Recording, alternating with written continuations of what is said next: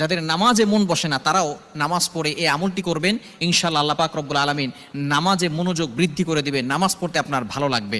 এটা আমার কথা নয়, আবু দাউদ শরীফের 1522 নম্বর হাদিসের ভিতরে রয়েছে, 1522 নম্বর হাদিসের ভিতরে রয়েছে, মুআজ ইবনে জাবাল রাদিয়াল্লাহু তাআলা আনহু, আল্লাহ রাসূলুল্লাহ সাল্লাল্লাহু আলাইহি ওয়াসাল্লামের প্রিয় একজন সাহাবী ছিলেন, তিনি এই হাদিসটি বর্ণনা করেছেন।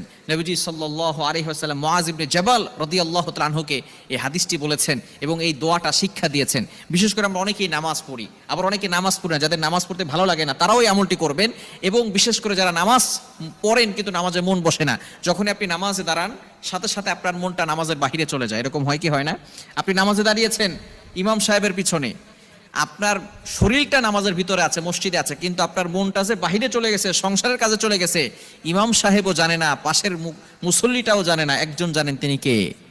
আল্লাহ ইজ ওয়াচিং মি, আল্লাহ আপনাকে দেখছেন, আল্লাহ আপনাকে অবজার্ভ করছেন। এই জন্য অবশ্যই আপনাকে চিন্তা করতে হবে, বেশি বেশি করে আল্লাহর কাছে দোয়া করা। খুবই চমৎকার একটি দোয়া নবীজি সাল্লাল্লাহু আলাইহি সাল্লাম শিক্ষা দিয়েছেন। দোয়াটি হচ্ছে আল্লাহুম্মা আইন্নি আলা যিকরিকা ওয়া শুকরিকা ওয়া হুসনি ইবাদাতিক। খুবই চমৎকার একটি দোয়া।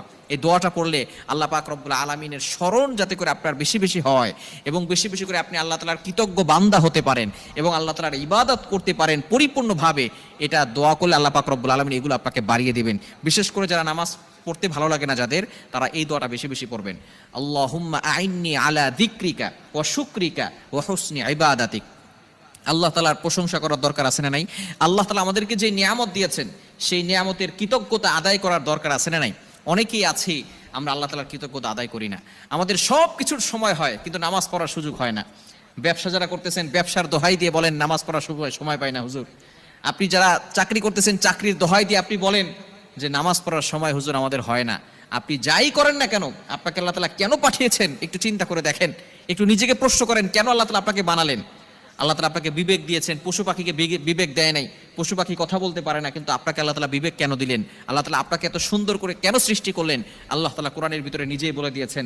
27 নম্বর পারার 2 নম্বর পৃষ্ঠার 5-6 নম্বর লাইন, সূরাতুজ জারিয়াতের 56 নম্বর আয়াতে আল্লাহ বলছেন, ওয়ামা খালাকতুল জিন্না ওয়াল ইনসা ইল্লা লিয়াবুদুন, I have created the human and the jinn people to worship only me. আমি মানুষ এবং জিন জাতিকে একমাত্র আমার ইবাদত করার জন্য সৃষ্টি করেছি।